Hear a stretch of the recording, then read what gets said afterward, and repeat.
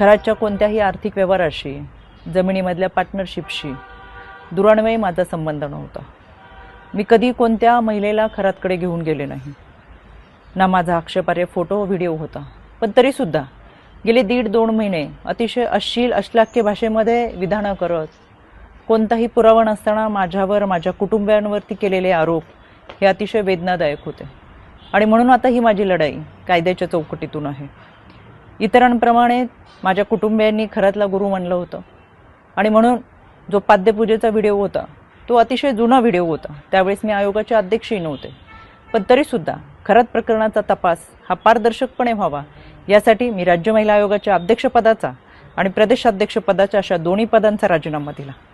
तरीसुद्धा ज्या पद्धतीची चिखलफेक झाली, एआयचा वापर करून ज्या पद्धतीचे व्हिडिओ बनवले गेले आणि सातत्याने बदनाम करण्याचं षडयंत्र जे रचलं गेलं, त्याच्यासाठीची ही लढाई कायद्याच्या चौकटीतून